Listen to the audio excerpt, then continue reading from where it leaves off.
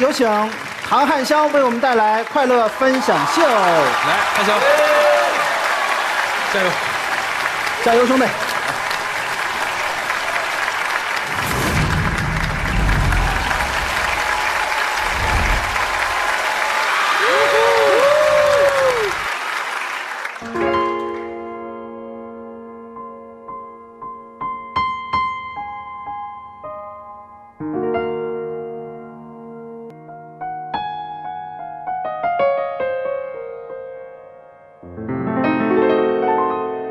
深海。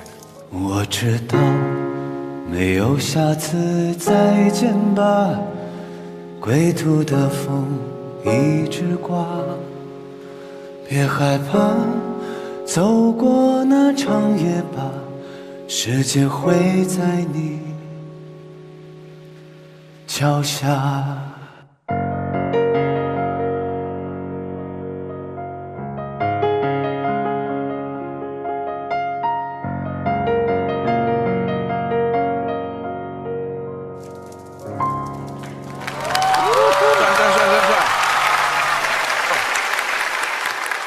大家好，我是唐汉霄，很高兴来到今晚开放麦，因为见到了我特别喜欢的音乐人，任贤齐大哥、胡海泉大哥，还有别介意，我跟常青是好朋友，我们经常在一起交流。他教我说唱，我教他做人。海泉哥听了之后也想试一下。你看海泉哥现在的手，应该看得出来，他是被教的那一方。这是我第一次接触脱口秀，但我一点也不紧张，因为我不怕观众不笑，没有观众都行。那首歌怎么唱来着？是谁看扁了我没有观众，我自己带着罐头笑声，还有掌声。自带音效，还有欢呼声。可能你们不认识我，确实我没什么名气，但是我总能跟大咖一起合作，王家卫、陈奕迅、梁朝伟。我跟梁朝伟老师很有缘分，10年前我在飞机上偶遇他。我说，梁老师，如果有机会，希望能跟您合作。他说好，飞机马上要起飞了，要不你先回你的经济舱。我说好的哥，我帮你打开遮光板，调直座椅靠背。没想到后来，我跟王家卫导演和梁朝伟老师真的合作了。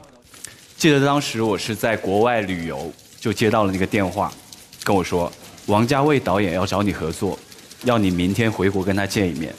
我当时就特别开心，心想啊，原来国外也有诈骗电话。但是我一看，哦，是我朋友打来的。他说：“汉霄，王导那个新片《摆渡人》要找你合作。”我说：“等一下，你先别摆渡人，你先百度一下我，你看一下我的咖位能不能跟王家卫合作。”可以。后来聊清楚了，原来是我一首歌的 demo 被王导看上了。我的第一反应是很开心，我的第二反应是能不能把机票报了，经济舱也行。好在见面很成功，电影里让我来做所有的歌，有一首歌是陈奕迅演唱的，叫做《让我留在你身边》。另一个让我印象深刻的是薛之谦，每次见到薛哥我都很感慨，我俩都是我型我秀出道的，我是08年冠军，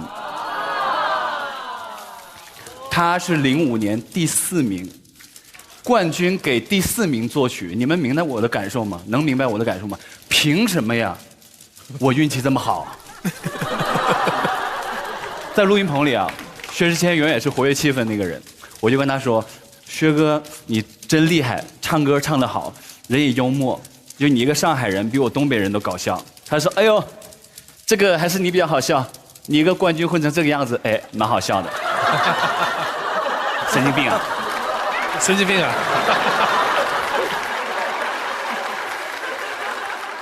我熊我秀夺冠之后的8年，我一直没有工作，当然我也没有闲着。我想明白了一件事儿，就是原来我没火呀。一想到这儿，我就火了。这个真不错。这很好。说实话，那8年过得特别拮据，最穷的时候大概只有3万多的欠款。还好家里人都非常支持我，让我分期还款。现在生活好了很多，合作了很多大明星，但是我依然不是明星，也没有人认识我。记得有一次我去参加蒙面唱将猜猜猜，我问导演，我戴个什么面具啊？导演说你不用戴，他们不会认出来的。我说我还是戴一下吧，有个仪式感。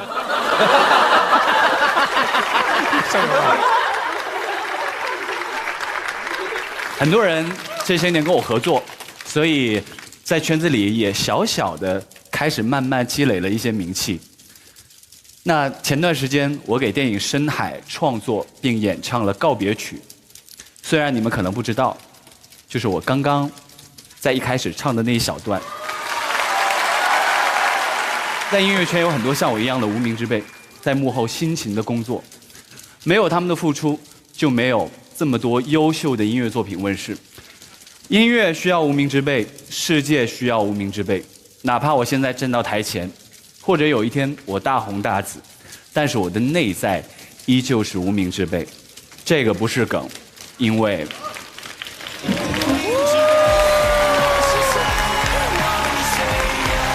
谢谢。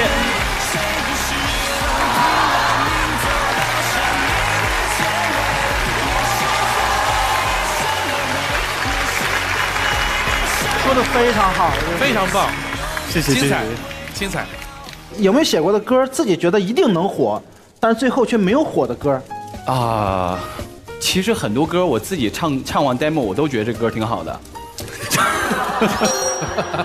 但是其实一首歌，大家可能不知道，一首歌是需要一个很重要的制作人，制作人他像一个导演一样，来引导了所有的方向，这个词曲，然后编曲、混音、歌手怎么唱。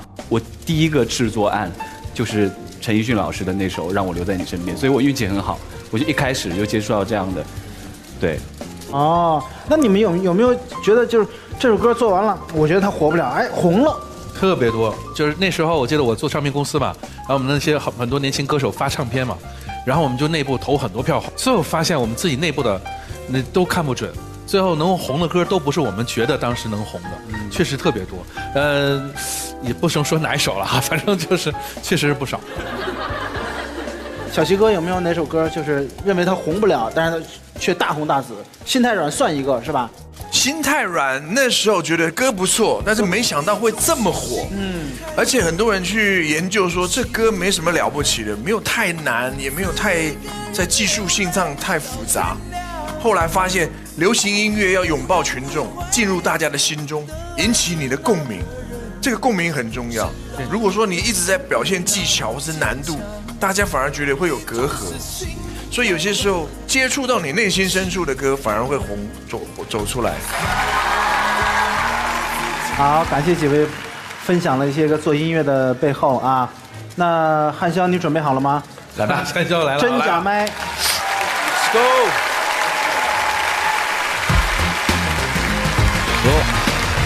真真假假。哥，你觉得国内制作这一块排第几啊？排第几？等一下，你是说价格吗？都可以，无所谓，就排第几吧。说一个明确的那个排名的位置。不是我，这个我觉得我说实话，就我是一个一直自我认定感很弱的人，所以我才会写最渺小的我有大大的梦，或者无名之辈我是谁，我就一直是自我认定很弱，包括我们有合作过那首歌是烂泥，你叫我烂泥巴，叫我烂泥巴，烂泥，我一直是觉得我有很多的空间有待提高，所以应该在100之外吧。那价格排第几啊，哥？价格还蛮贵的，就是。那你觉得你在电影《深海》里唱的《再见深海》能够超过《无名之辈》吗？我觉得已经超过了，因为起码这首歌是我自己唱的。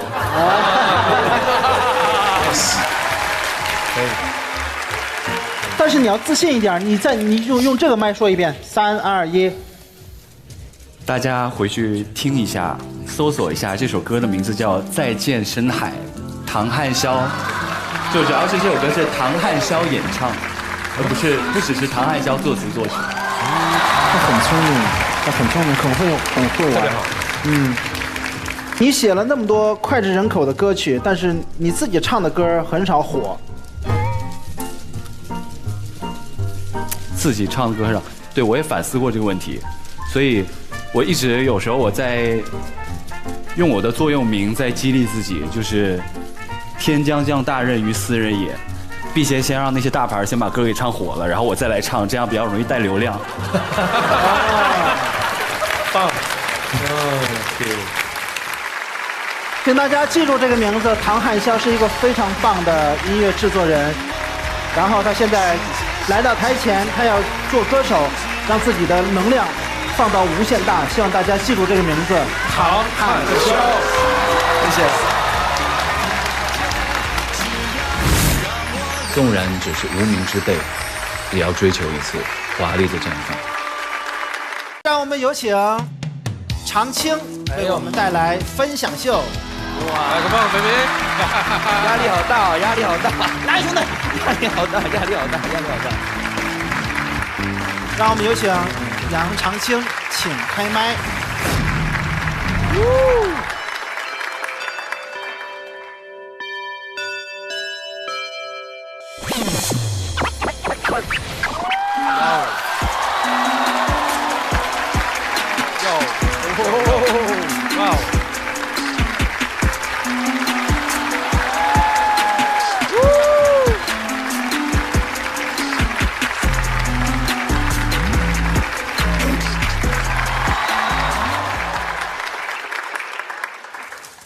哟，这什么情况？有备而来。哎呦，嚯，要讲课。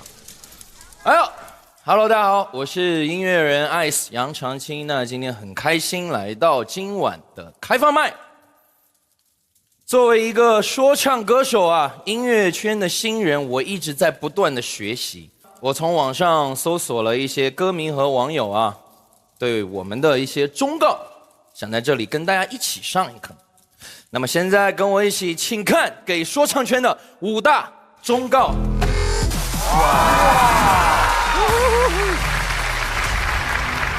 好，第一条，说唱歌手就应该穷一点，穷一点好吗？好啊，这个情况嘛，确实在音乐圈的这个很普遍啊。有一些歌手出名了，挣钱了啊，不好好做音乐啊，天天上节目跟别人吹牛。哎哥，我没说你啊，海生哥，我说的不是你啊。有时候呢，只有那些穷的歌手啊，还在默默努力的唱歌。你知道，在我们这个行业里面有一个专有的名词来形容这种现象，知道叫什么吗？饱吹恶唱。但是啊，我有一个朋友呢，我就不说谁了，他当年靠一首歌有点小火，后来参加了一个比赛，拿了一个冠军，之后就再也没出过新歌了。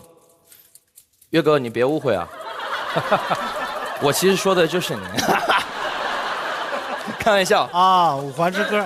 好，第二条，说唱圈啊，能不能别光嘴上说 peace and love， 歌词里都是 diss and beef。这一条我要着重的说一下，其实了解我的朋友们都知道，我其实是一个很 peace 的人。但是呢，我有一个朋友，我也就不说是谁了，反正个子也不高，但是老是 diss 我的身高。就他说了一个特别过分的话，他说我的名字比我的身高都长。之前有一次啊，他问我，他说：“哎，杨长青，你知道为什么你个子不高吗？我说为什么呢？他说因为你的名字呀。我说跟我名字有什么关系呢？他说有一个词叫做扬长避短。我说你差不多闭嘴啊！可能大家不理解为什么我们说唱歌手喜欢愤怒，经常 diss， 但其实说唱不是打打杀杀，说唱是要有一些愤怒和力量来感染大家。那大家就是喜欢愤怒有力量的歌曲嘛？不信呢，我举个例子，我们去动物园看看啊，你看狮子和老虎的人，比去那看猴在那玩的人多了去了。好，第3条。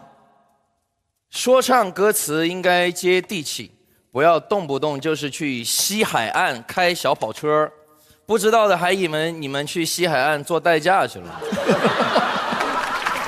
这个我很赞同啊，你们都很赞同这件事情，是不是？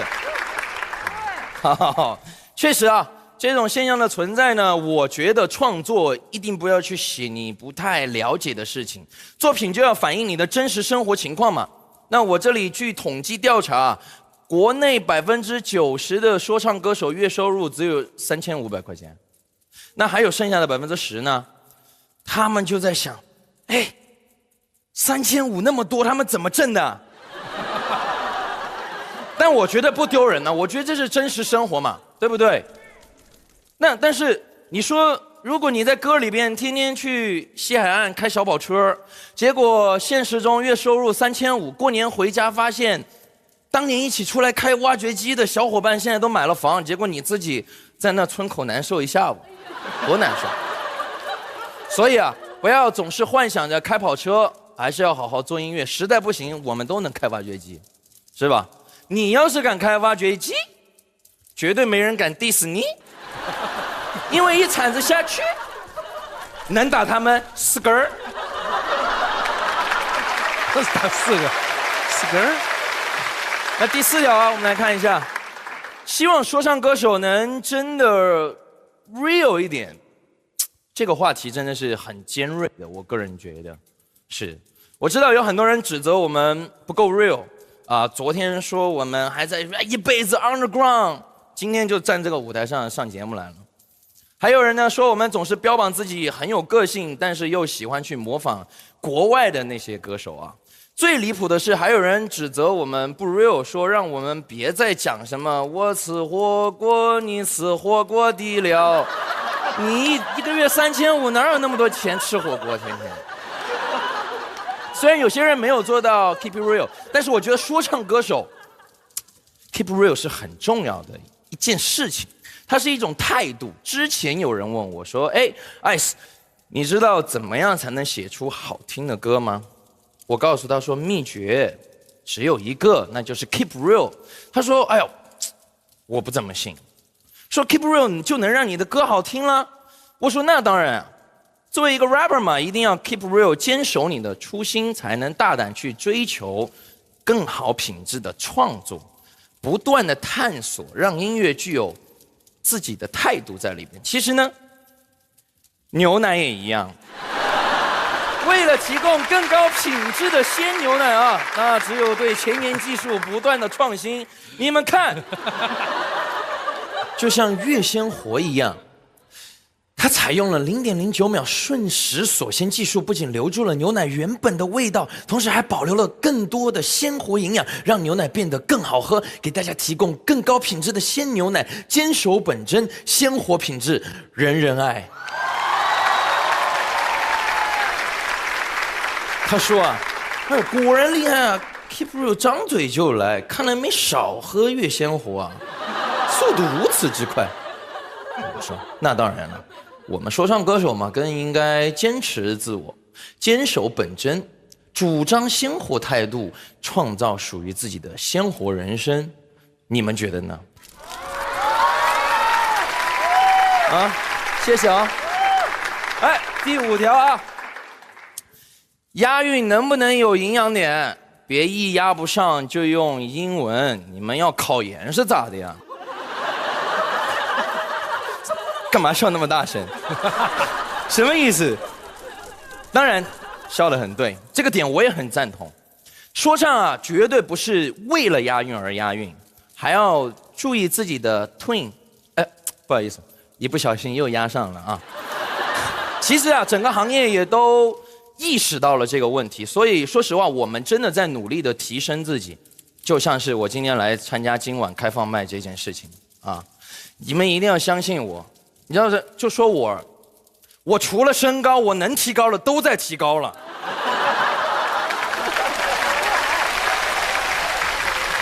real 不 real？ 你看我的鞋 real 吗？对吧？平跟鞋。谢谢大家。看完这5条啊，感觉今天学了那么多的东西啊。2023年呢，我准备继续好好的做音乐，同时我也想跟进入这个行业的新人们说一句话。要想做出好的音乐啊，就不要以出名挣钱的心态去做音乐，然后就是沉下心来呢，好好去提升，好好去学习，不要被一些短视频以及快餐文化所影响。因为我觉得做音乐不只是赚噱头、博眼球。那我今天的分享就到此结束，谢谢大家，我是 Ice 杨长青。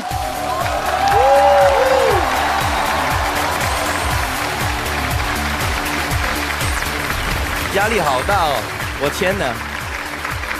哎呀，真的是好不一样的体验和感受，是吧？是。怎么样？奇妙吗？奇妙。紧张吗？而且哥，你知道你刚才说踩水那一件事情啊，其实我觉得对说唱歌手来讲，就是无论是唱歌还是刚才好像那个水是洪水级别的踩水，有吧？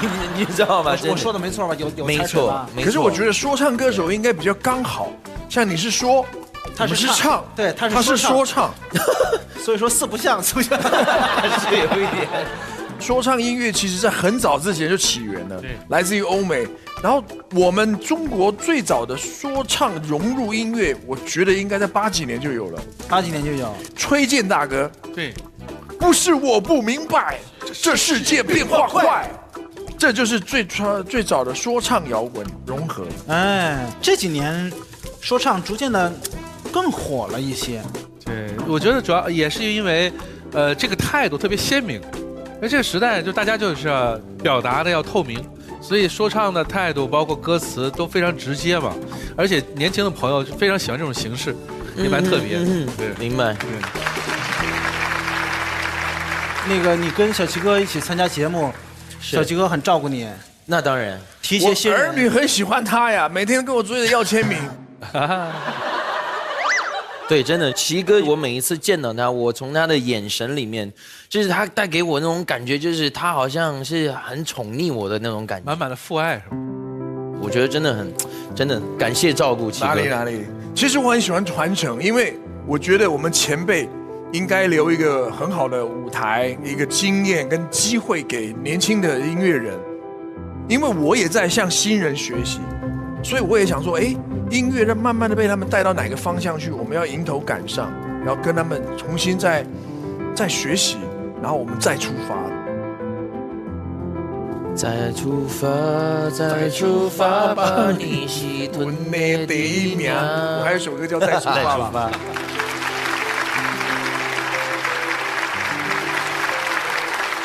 再出发，那长青出发吧。来吧，来，真强，接受挑战啊！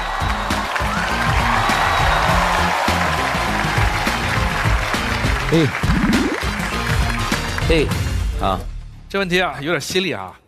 这个之前呢，你跟那个王嘉尔合作过一首歌叫《Red》啊，然后跟刘聪、盛宇他们合作了这个《Lonely Dance》，这些作品的热度啊，有人说啊，比你自己单曲的热度还高。他们就开始说了，说Ice经常蹭朋友的热度，你怎么看？你怎么回应？谁说的？谁讲的 ？OK， 开玩笑。我觉得呢，作为一个说唱歌手啊，能有朋友已经是很不容易一件事情了。因为天天 diss。没有，开玩笑。我觉得认真回答这个问题，因为每个歌有每个歌的宿命嘛，对吧？我觉得就是一个歌火，那越多人喜欢听，我也开心嘛。那有一些歌可能没有那么多人听到，但对于我来说，给他们带来一些能量，给他们带来一些动力的时候，我也觉得这个歌值了。这是我的看法。好，掌声送给杨长青。不够。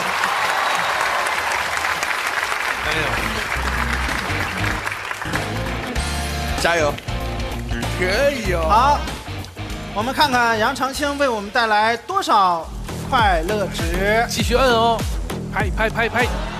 哇，205万。坚守初心，音乐才会纯粹；沉淀自我，作品才能弥笃。哥，请开麦。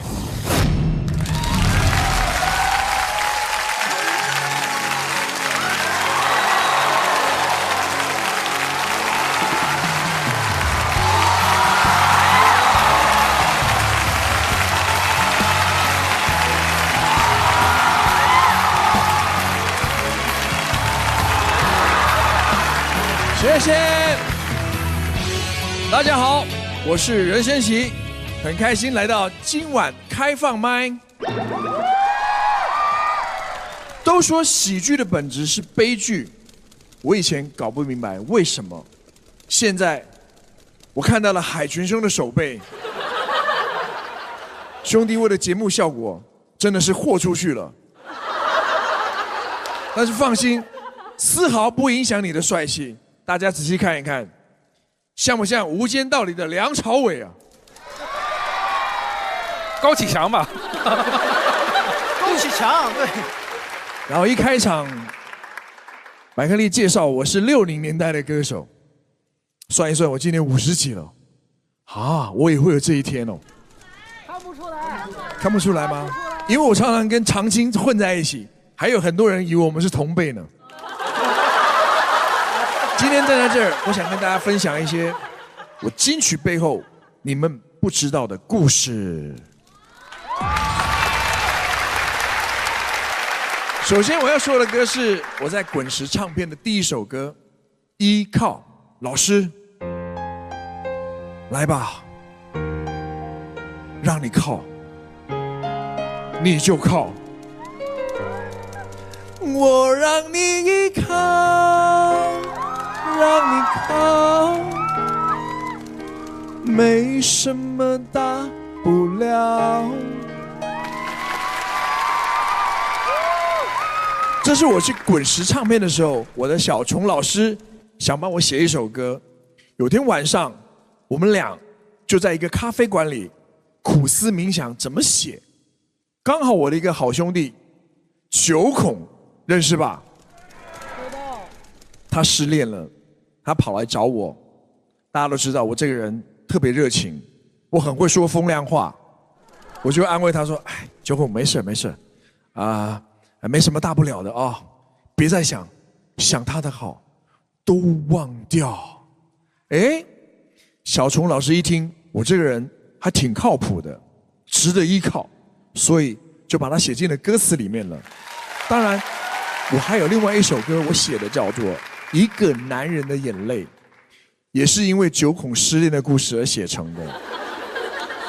他呢，不停的失恋，我们就不停的写歌。他有一天哀怨的看着我说：“你的音乐是踩着我的鲜血往前进的。”在这里，我想跟九孔说，为了我的音乐，为了我的事业，拜托你继续坎坷下去，继续失恋吧。所以说，有很多的时候，你什么都不要去想，只要去努力，没准就会有机会成功哦。当然，依靠之后，我接下来要说的是，被誉为华语音乐史的奇迹的心太软。你总是心太软。独自一个人流泪到天亮。可能大家不知道，这首歌背后的故事一点也不浪漫，是因为小虫老师有一天他去拉斯维加斯，度假散心，因为某些原因亏损了一大笔钱。他捶胸顿足，狠狠地捏自己的大腿，说：“我干嘛呀？我就是心太软。哎，这歌就写出来了。当然，我不推荐这么创作，因为这样对大腿不好。但是这个歌出来的时候，红遍了大江南北，大街小巷在唱，春晚在唱，香港回归晚会也在唱。可是那时候的资讯传播不发达，我在台北，我还不知道我自己红了呢，我还在整天担心着，万一我要被解约，那事儿怎么办呢？直到有一天，小虫老师来找我说：“小希，你认真的听我说，有件事儿，你要有心理准备。”我想说完了，小虫老师，你不要这样，你再给我一次机会好不好？别跟我解约了。小虫老师说：“什么解约？你疯了！你现在火了，你红了，是大明星 ，super star， 要有气势，要有架势，要有范儿。”哎，这么一点我就通了，我明白了。我马上说：“那这样，小虫，去帮我端杯咖啡。”这是开玩笑的，我哪敢造次啊？我都很尊重我的老师的。但是话说回来，现在回想那段日子还是挺感慨的。所以说，有些时候你可能离成功只差那么一小步，咬牙顶住了，说不定就成了哦，好不好？大家加油！好了，今天我也要借这个机会，邀请我的一位资深歌迷跟我一起共同完成一首歌曲，掌声欢迎小岳岳岳云鹏。轮到你来帮我了，哎呦，讲这一段我好害怕。刚才小齐哥帮我唱了一首歌，接下来小齐哥咱俩配合一回，好，唱一个您的歌。我的歌？对。那这样的环境下，我们来唱首欢快的歌曲好不好？好。什么歌？不如就来唱一个《浪花一朵朵》吧。浪花一朵。怎么了？不好。不好？为什么不好？歌词太啰嗦。怎么会呢？你唱一下副歌。哦，好。时光匆匆匆匆流走，也不回头，美女变成老太婆。哎呦，那个时候，我爷爷已经是个糟老头。我干嘛写这个歌词啊？啰嗦，好像一个结巴在唱歌。时光匆流，我爷啊，不是很啰嗦。你这样讲，好像在讲我们导演是这个结巴啊。这歌是导演写的，这一段是导演写的。哪个导演？马楚成导演。哦 ，sorry。啊，没事。马楚成导演是香港导演，他的普通话不好。我们当时在拍戏的时候，我跟阿牛在写这首歌，然后导演很激动，很开心，他说我也要写一写啊。然后我们觉得有意思，这段很有意思，我们再把它写进去了，还可以吗？那我们就合作这个《浪花一朵朵》。好，但是呢，我想用捧哏的方式跟您完成这个歌曲。哦，这也可以哦。可以吗？好。我想用2个人物来给您捧哏。哪2个人物？其中一个人物是您的爱人。啊，我？对。哦，那还有什么呢？还有您的孩子。哦，我有孩子。2个人物。那要不要听听看？先试试爱人的角度，好吗？那要温柔一点，好。我要你陪着我。好的。看着那海龟水中游，真好看。慢慢地趴在沙滩上，数着浪花一朵朵。好开心哦！你不要害怕，我不会害怕。你不会寂寞，我不会寂寞。我会一直陪在你的左右。哇哦！让你乐悠悠。我爱你。怎么样？我都起鸡皮疙瘩了。怎么样？用捧哏的方式，爱人的角度去理解这首歌曲，浪漫吧？对不对？那小孩的角度呢？小孩角度，我来演你闺女还是儿子？儿子好，你给我儿子好了，儿子。爸爸呀。儿子的话，你儿子10来岁了。10来岁，叛逆期。那就是叛逆的儿子来跟你合作。哦，好，我试试看，跟我儿子怎么唱啊？啊，严肃一点。我要你陪着我，不可能。看着那海龟水中游，王八有什么好看的？慢慢的趴在沙滩上，恶心。数着浪花一朵朵。爸爸，你是不是有病啊？你数它干什么？你不要害怕，我害怕。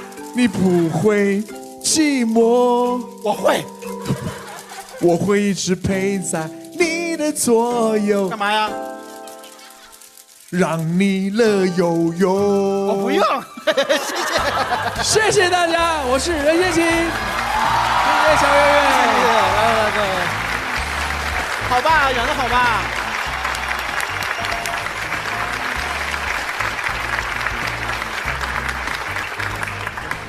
啊，好难哦。怎么样？现在还紧张吗？不紧张了吧？你在我真的不紧张，不用害怕，观众是最好的观众，对不对？有一个专辑卖到了2600万张。哦，哪张专辑？各位？心太软，至今无人打破。我可能刚好在那个唱片的黄金时代。其实你看啊，说起来呢，中文歌的歌词和歌名字，我觉得都很重要。起一首歌起歌名也很重要哈。心太软，你看多特别。对啊，如果你看脚太软，不对，那就送给足球队。我是肝太硬也不行。肝太硬，当然不行。千禧年之前的音乐市场跟之后的变化，可能真的是随着科技的变化发生很多变化。我们听音乐的方式，我记得那时候我小时候啊，听磁带啊，好多都没有钱买这个原版，都是朋友买了以后呢，我们拿那个英语课的那个磁带去翻。还有那种呢，就是那种卡口带，他为了把它卡坏了，卡坏了，我们自己回家修啊，拿一个螺丝刀把它拧开，拿个粘布把它粘上，重新再去听。你想想，能不珍惜这个音乐吗？小齐哥，您买过谁的作品呢？我最早是听罗大佑大佑哥的。罗大佑，因为大佑哥有一首歌叫《鹿港小镇》，鹿港小镇，我就是在那个附近的小乡城长大的啊。然后他写的年轻人要到大城市去打拼，然后面对那种传统跟新潮流的那种冲突，有点忐忑，又有点心中有一点那种满腔热血，所以那时候感动了我，我就买了大佑哥。然后我还怕我买错了，因为大佑哥那时候这个米粉爆炸头我记得是戴墨镜，戴墨镜那个，然后我搞不清楚他是谁这样的。罗大佑感动过太多人。我在网上看过一个短视频，那个视频让我看得哭得不行，是一个黑人小哥在非洲开车，然后后边坐的是2个中国乘客，在聊中国的歌。他们用手机放了一首歌叫《恋曲1990》，然后那个小哥开车开着，哇，就失声痛哭。他用英文跟后边两个人在聊，说你们放的是什么歌？这2个人说是中国的歌，叫《恋曲1990》。然后那个小哥说这是我妈妈最喜欢的一首歌。当我妈妈去世之后，我就再也没有听到过这首歌，我也不知道这首歌是来自哪个国家，他唱的是什么，他表达的是什么意思。我今天再次听到这首歌的时候，我失声痛哭，对不起，我给你们带来了困扰。后边那2位乘客说，这是我们中国的歌曲，叫《恋曲1990》，跟那个视频感动我稀里哗啦的，感动了太多人。我觉得大佑哥明天会更好。童年，光阴的故事，恋曲1980，太多好听的歌。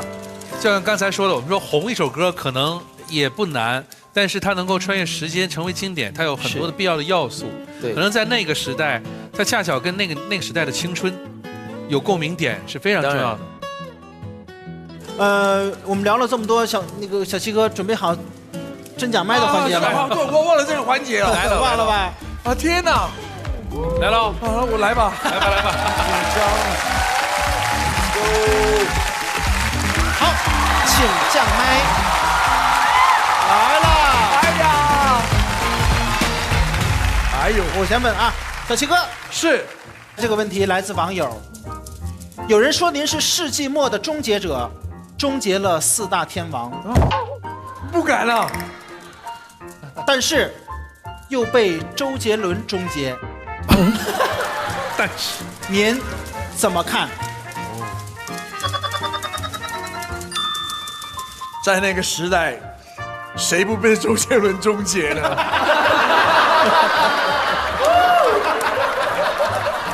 我说的是实话，真的，因为周杰伦已经很厉害了，还有一个家伙叫做方文山，对不对？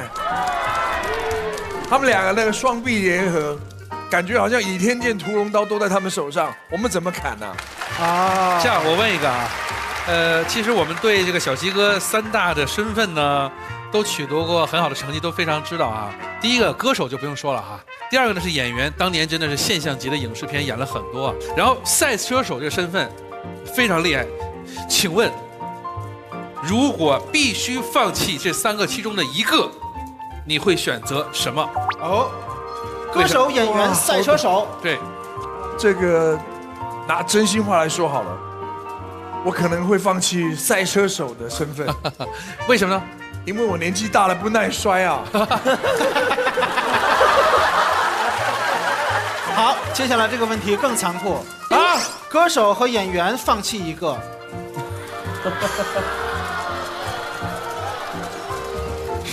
这个问题我宁死不屈。说真的，我是用演员的方式去体验生活。有些时候在拍戏的过程当中，你是过另外一个人，我就吸收了他的人生经验。当我有一天在唱到这首歌我没有经历过，但是我可能体验过的话，我就可以把它唱到最真切。这是我的看法，我应该都不会放弃的。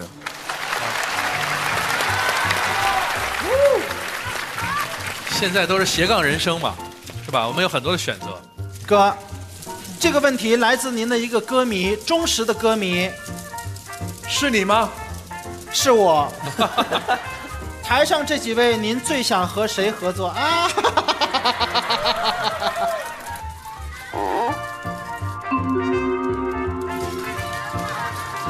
我最想的，我接下来2023年最大的愿望就是，我可以和小岳岳一起来一段相声。